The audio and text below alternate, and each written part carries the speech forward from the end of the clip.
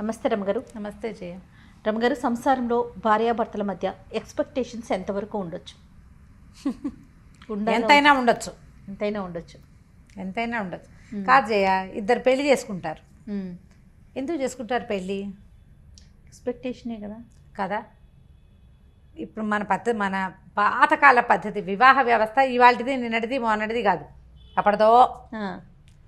ఆడవాళ్ళకి ఒక రక్షణ, మగవాళ్ళకి ఆడవాళ్ళ రక్షణ భద్రత, మగవాళ్ళకి ఒక ఆసరా. ఇది సాధారణమైనది. వీళ్ళిద్దరూ కలిసి సంసార రథాన్ని ముందుకు తీసుకెళ్తారు, సంతానానికి అంటారు, వాళ్ళ అమ్మా నాన్నని హలో అంటారు, వీళ్ళ అమ్మా నాన్నని చూసుకుంటారు, ఏదో సంసారాన్ని వృద్ధి చేస్తారు, పిల్లల్ని జాగ్రత్తగా చూసుకుంటారు. మామూలుగా జరిగేవి. అయితే ఒకళ్ళ మీద ఒకళ్ళకి ఎక్స్పెక్టేషన్స్ ఖచ్చితంగా ఉంటాయి. ఏ ఎక్స్పెక్టేషను లేకుండా ఏ ఇద్దరూ కలిసి ఉండరు కదా. యాత్రికులు అనుకో, నువ్వు ఆ దారిని వచ్చావు, నేను ఈ దారిని వచ్చావు, ఇద్దరం కలిసి ఓ దారిని నడిచేలాం, ఎవరి దారిని వాళ్ళు పోతాం అనుకుంటాం. ఇష్టమైతే నడుస్తాం, లేకపోతే లేదు, మానపడేస్తాం. పెళ్ళి ఎట్లా కలిసి నువ్వు ప్రయాణం చేయాలి జీవితాంతం వరకు. మీ ఇద్దరు కలిసి ఉంటే మీ ఇద్దరే ఉండరు కదా.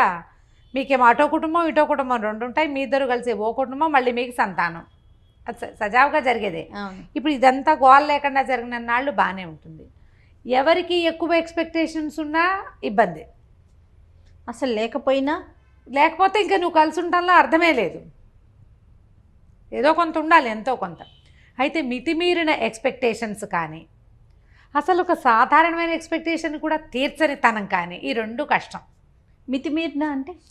మితిమీరటం ఇప్పుడు ఒక సామాన్యమైన కుటుంబం, ఈ అమ్మాయికి తన బర్త్డే అంగరంగ వైభవంగా చేసేయాలి. ఓకే, ప్రతి బర్త్డేకి భర్త ఏదైనా కొనిపెట్టేసేయాలి. స్పెషల్ గిఫ్ట్లు బాగా చేసేసేయాలి. ఎప్పుడు ఏం కావాలన్నా లేదనకూడదు, కాదనకూడదు, ముద్దుగా చూడాలి, అలా ఎలాగో చూసుకోవాలి, అద్భుతంగా చేసేసేయాలన్నీ. ఇవి అందరు ఆడపిల్లలకి ఉంటాయి. మీకుండవా అంటావు నన్ను, నాకు ఉంటాయి, అందరికీ ఉంటాయి. అవతల వాడి శక్తియుక్తులు, వాడి సమయం, పరిస్థితులు, అవకాశాలు. ఇప్పుడు ఇవి ఏంటంటే కొంచెం భార్య పుట్టినరోజు గుర్తుపెట్టుకోవాలి, పెళ్లి రోజుని కాస్త పలకరించాలి, ఏదో మరి చక్కగా మాట్లాడుకోవాలి. ఆమె అడిగిన 100 వస్తువుల్లో సగం కాదు, పావు కాదు 10 100లో 10 చెయ్యాలి. ఒకసారి కాకపోతే ఓసారైనా కాస్త ముద్దుగా ముచ్చటగా మురిపంగా చూసుకోవాలి. ఎందుకంటే ఆమె నీకు తోడు, భగవంతుడిచ్చిన స్నేహితురాలు. భార్యని బాగా చూసుకోవడం చేతకాని వాడు ఎందుకు పనికిరాని వాడు అన్నాడు చాణక్యుడు. భార్యని బాగా చూసుకోవాలి, అది వస్తేనే నీకు ఏదైనా వచ్చినట్టు. నీకు ఇదే రాకపోతే ఆయన దీని మీద కూడా చెప్పాడు నీతి. దాన్ని కూడా వదిలిపెట్టలే. అదే కదా. కానీ మళ్ళీ భార్యలకు బోల్డ్ చెప్పాడు, భార్యలు అలా ఉండకూడదు ఇలా ఉండకూడదు అని ఆయన చాలా చెప్పాడు చాణక్యుడు. ఇంత మాత్రం చేయాలి. కానీ కనీసం భార్యల మామూలు వ్యవహారాలని కూడా పట్టించుకోకుండా, నాకు చెప్పకుండా ఊపిరి కూడా పీల్చుకోకూడదు అనేవాళ్ళు. నాకు చెప్పకుండా ఎందుకు చేసావు అని పోట్లాడేవాళ్ళు. మామూలుగా అసలు ఒక వైఫ్ సహజంగా కోరుకుంటుంది, కొంత భర్త తనతో ప్రీతిగా ఉండాలి, ప్రేమగా ఉండాలి, తనంతట తన దగ్గరికి తీసుకోవాలి, తనంతట తను ఏదైనా అయ్యో తిన్నావా, అది పడుకున్నావా, లేచావా, ఏమిటి మొహం అలా ఉంది, ఒంట్లో బాగోలేదా, మినిమం అవి కూడా చేయని వాళ్ళు చాలామందే ఉన్నారు ఇప్పటికి కూడా. చక్కగా భార్యలతో ఫాయిదాగా ఉండి అన్ని పనులు చేస్తూ కావాలంటే ఇంట్లో పని కూడా చేసేస్తూ పిల్లల్ని ఆడిస్తూ అమ్మాయి ఉద్యోగంలో కూడా హెల్ప్ఫుల్గా ఉండేవాళ్ళు ఉన్నట్టే, ఏమీ పట్టించుకోకుండా పాతకాలము రైతు కుటుంబాల్లో మగవాడు వెళ్ళిపోయి ఆడవాళ్ళు పనిచేస్తుంటే పట్టించుకొని ధోరణి ఉండేది చూడు. ఒక పాత ధోరణి, వెనకబడిన ధోరణి. ఆడాళ్ళని పెంచకూడదు, ఆడాళ్ళకి ఏం చూడకూడదు, దానికి ఎక్స్పెక్టేషన్ ఏమిటి, గాడిద గుడ్డు లాంటి భావాలు ఉన్నవాళ్ళు కూడా ఇప్పటికీ ఉన్నారు. మార్చుకోవాలి, వాళ్ళు మారాలి. వీళ్ళు ఓవర్ ఎక్స్పెక్టేషన్స్, గ్రేట్ ఎక్స్పెక్టేషన్స్ ఆడవాళ్ళు తగ్గించుకోవాల్సి వస్తుంది. మగవాళ్ళకు కూడా కొన్ని ఎక్స్పెక్టేషన్స్ ఉంటాయి కదా పాపం. వాళ్ళకు కూడా ఇప్పుడు అమ్మాయి ఇంట్లో ఉంటుందనుకో, ఇంట్లో ఉండే అమ్మాయి అయితే తను వచ్చే వేళకి ఏదో కాస్త కాఫీయో టీయో పోయాలి, టైంకి వేళకి అన్నం పెట్టాలి, వాళ్ళ అమ్మా నాన్నని బాగా చూసుకోవాలి, తనతో బాగా ఉండాలి. ఈయన ప్రేమగా ఉంటాడు, ఆవిడ ఎందుకు ఏమిటి పిచ్చివేషాలు అంటుంది. ఈయన కొంచెం బాగా రొమాంటిక్గా ఉండే ధోరణి, ఆవిడ అంత రొమాంటిక్ కాదు. ఇవన్నీ కోరుకుంటారు సహజంగా. భలే చెప్తారు. అవునా కాదా జయ, చెప్పు. నేను ఈజీగా చెప్పేస్తాను. ఓకే, ఉంటారు ఇవన్నీ ఉంటారండి ఉంటారు ఖచ్చితంగా. ఇప్పుడు లేదా ఇతనికి నీట్గా క్లీన్గా టైడీగా అలా ఎలాగో తను వచ్చేసరికి చక్కగా సినిమాటిక్గా అలంకారం చేసుకుని ఇల్లు నీట్గా దుడిచేసేసి ఏమిటో ఎట్లాగో చేసేసి చేయాలని తను లేదా తన మాటే వినాలి, అన్నిటికీ తన మాటే వినాలి. వాళ్ళ అమ్మ నాన్న పేరెత్తకూడదు, ఫ్రెండ్స్ పేరెత్తకూడదు, ఎక్కడికి వెళ్ళకూడదు, ఎప్పుడు తనతోటే ఉండాలి, తన మాటే వినాలి, తను అనుకున్నదే చేయాలి. తను వద్దంటే గాలి పీల్చడం కూడా మానేయాలి భార్య. ఆ ఎక్స్పెక్టేషన్స్ వీళ్ళకి ఉంటాయి. రెండూ తప్పే కదా జయ. అవునవునండి ఖచ్చితంగా అండి. నన్ను నేనే క్వీన్గా ఉండాలని అమ్మాయి అనుకోకూడదు, నేనే కింగ్ అని ఇతను అనుకోకూడదు. ఇప్పుడు రీచ్ కావట్లేదు అనుకుందాం ఎక్స్పెక్టేషన్ని, ఇద్దరిలో ఒకరు రీచ్ కావట్లా, ఎలా మార్చుకోవాలండి పార్ట్నర్? ముందు మొదట మాట్లాడుకోవాలి. కొంతమంది వినరు, మాట్లాడుకోవాలి అనగానే మన కామెంట్లు వచ్చేస్తాయి, మాట్లాడే వినరండి వినరండి వినరండి, 20 ఏళ్ళ నుంచి ట్రై చేస్తున్నానండి, వాళ్ళు వినరు. ఓకే, అప్పుడు ఏం చేస్తాం, ఎక్స్పెక్టేషన్స్ తగ్గించుకోవాలి.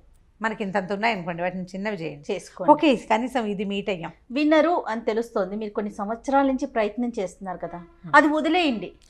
అది కరెక్టా కాదా? వదిలేయాలి. ఎన్నని వదిలేసుకోవాలి అని ప్రశ్నిస్తారు మళ్ళీ. ఏమైనా వదులుకోవాల్సిందే, సంసారం వదులుకోలేం కదా చచ్చి. ఏం చేస్తాం? అందుకని ఇప్పుడు రీచ్ కాలప్పుడు మీరు అన్నట్లు వదులుకోవటమే మంచిది కదా.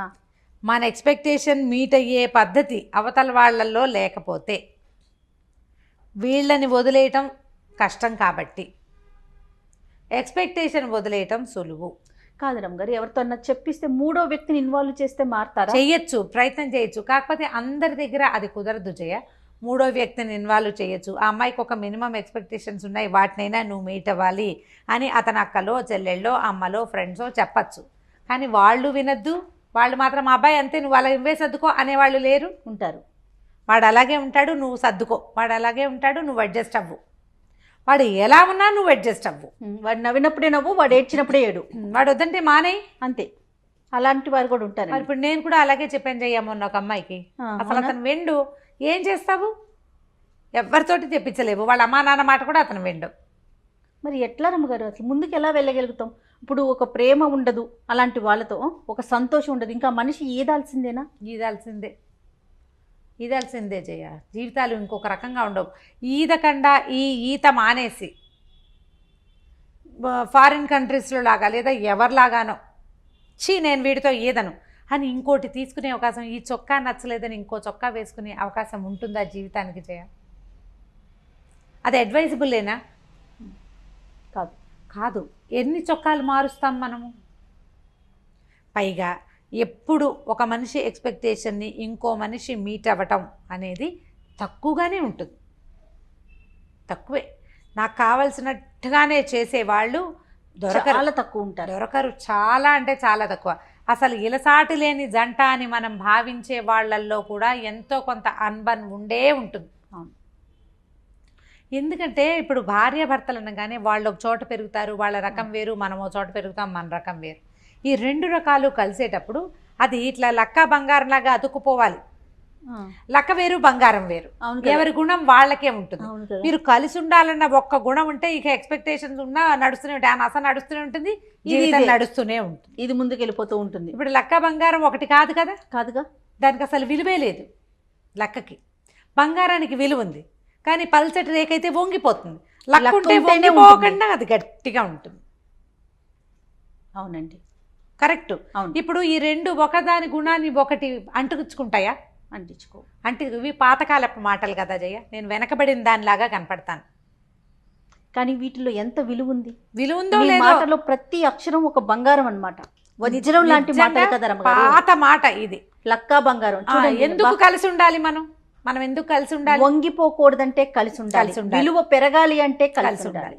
లేదా మనం ఎప్పటికీ మనం ఏదో ఒక దాన్ని సెర్చ్ చేస్తూనే ఉంటాం. నీ సెర్చింగ్ వస్తువుల కోసమో విషయాల కోసమో సెర్చ్ చేయొచ్చు. వ్యక్తుల కోసం సెర్చ్ చేయాలంటే ఎన్ని చేతులు మారాల్సి వస్తాం మనం. మన ఇద్దరితో పాటు మూడో వ్యక్తి కూడా రెడీగా ఉంటారు కదా. కొద్ది రోజులు ఒకళ్ళతోటి కలిసి ఉండేసరికల్లా సంసారం పెరిగిపోతుంది, సంతానం ఏర్పడుతుంది. మనకి ముందు వెనక కుటుంబాలు ఉంటాయి, ఇన్వాల్వ్ అయిపోతారు కదా. జనాలు ఇన్వాల్వ్ ఎవరితోటి సంబంధం లేకుండా ఫ్రీలాన్స్గా ఫ్రీ బర్డ్గా తిరిగే వాళ్ళని మామూలు మనుషులు కానివంటే మర్యాదస్తులుగా చెప్పలేదు సమాజం. సమాజం ఒప్పుకోదు, మనమేమో ఇందులోనే వెళ్ళాలి. మన కల్చరే ఇది కదా కల్చర్ అమ్మగారు. ప్రతి వాళ్ళకి చులకనైపోతాం. ఆ, ఆ. చులకనైపోతాం. ఇప్పుడు సమాజం ఏంటంటే మగవాళ్ళు అడ్జస్ట్ అవ్వాలి, ఆడవాళ్ళు సర్దుకోవాలి. రెండు ఒకటే, అంతే. రెండు ఒకటే, రెండు ఒకటే. వాళ్ళ పరిధి వరకు వాళ్ళు అడ్జస్ట్ అవ్వాలి, వీళ్ళ పరిధిలో వీళ్ళు సర్దుకోవాలి. సర్దుకుని ఒక వివాహానికి ముందే మాట్లాడుకునే అవకాశాలు, డిస్కస్ చేసే ఛాన్సెస్ ఉన్నాయి. అవన్నీ మాట్లాడుకోండి. మనసు పెళ్ళిలోకి ఫిక్స్ అయ్యాక ప్రపంచం మన గురించి మాట్లాడేలాంటి పరిస్థితులు కల్పించుకోవద్దు. ఎక్స్పెక్టేషన్స్ మీట్ అవ్వలేని ఎక్స్పెక్టేషన్స్ కనుక ఉంటే, ఏ విషయంలో మీట్ అవ్వలేకపోతున్నామో దాన్ని కొంచెం తగ్గించుకోండి. లేదా రెండో వాళ్ళు దాన్ని మీట్ అవ్వడానికి కొద్దిగా ట్రై చేయండి. తగ్గించుకోవటం, మీట్ అవ్వడానికి ప్రయత్నం చేయటం, ఈ రెండు ఇద్దరూ చేయవలసిందే. చేస్తే సంసార రథం ముందుకెళ్తుంది. నేను అనుకుంటారమ్మ గారు, ఇలాంటి ఎక్స్పెక్టేషన్స్ రీచ్ కావట్లేదు, ఇబ్బంది పడుతున్నప్పుడు ఇటు పేరెంట్స్ కానీ అటు పేరెంట్స్ కానీ కొంచెం కల్పించుకొని వాళ్ళిద్దరిని కలిపే ప్రయత్నం చేస్తే మరింత అక్షింతలు వేయటం, మరింత గ్యాప్ను పెంచే ప్రయత్నాలు కాకుండా అలాగే చేస్తారు. అదే జరుగుతుంది. ప్రధానమైంది మనతో ఉన్న రెండో వ్యక్తి, వీళ్ళతో ఎందుకున్నామా అని నిత్యము ఏడుస్తూ ఉంటే, నిత్యం ఫీల్ అవుతూ ఉంటే, ఎందుకు మన బతుకు వేస్ట్ కాదు? అదొక జీవితమా? అది మన పార్ట్నర్ హ్యాపీగా లేనప్పుడు, హ్యాపీ కాదు కానీ హ్యాపీగా లేకపోయినా పర్వాలేదు, ఏడుస్తూ ఉంటే భరించలేనితనం. ఆ బంధమే అనవసరం కదా. ఈ అనవసరమైన బంధాన్ని ఎందుకు కొనసాగించాలని అవతల వాళ్ళకి అనిపించడం ఎంత న్యాచురల్. ఇప్పుడు నా బొట్టు నీ బొట్టు దాన్ని చెప్తే ఏమంటాం మనం? ఫ్రెండ్స్ ఏమంటారు? ఏచి ఇంకా వీళ్ళతో ఎందుకు, ఈ అమ్మాయితో ఎందుకని మగవాడి ఫ్రెండ్స్ అంటారు, ఈ మగవాడితో ఎందుకని అమ్మాయి ఫ్రెండ్స్ అంటారు. చెరో పక్కన లాగుతారు. ఇక్కడ అడ్జస్ట్ అవ్వాలా, ఇంకో చోట అడ్జస్ట్ అవ్వాల్సి రాదా? కానీ కాదు కరమ్మ గారు, ఆ మనిషి యొక్క ఘోష ఎంత కొట్టేస్తుంది, ఎంత బాధ అనిపిస్తుంది కదా. యువతల మనిషి మీకు అది ఎంత తగులుతుంది కదా, ఎంత తగులుతుంది, ఎంత బాధ, ఎంత హింస. పోనీ నువ్వు ఇక్కడ సరిగ్గా లేవు, రేపొద్దున ఇంకా కొంచెం జీవితాలు ముందుకెళ్ళావనుకో, అక్కడ అబ్బో ఓసారి ఇలా అయ్యింది, ఈసారైనా సర్దుకోవాలనిపిస్తుంది. నువ్వు మొదటే ఎందుకు సర్దుకోవు? నువ్వు ఆ సర్దుకోవటం మొదటే ఎందుకు చేయకపోతావు? ఇంట్లో వాళ్ళు కూడా ఒక పెళ్లి ఫెయిల్ అయింది, రెండో పెళ్లి చేసాం, ఇప్పుడైనా సర్దుకోవాలనుకుంటారు. మీరు మొదట ఎందుకు సర్దుకోరు? వదిలించేసుకోవాలని చూడటం, రెండోసారి పూర్తిగా అడ్జస్ట్ అయిపోవాలని చూస్తారు. అవును, అది కూడా జరుగుతుంది. మొదటిసారేమో చాలా చూస్తారు, రెండోసారేమో డిపెండ్ అయిపోతూ ఉంటారు.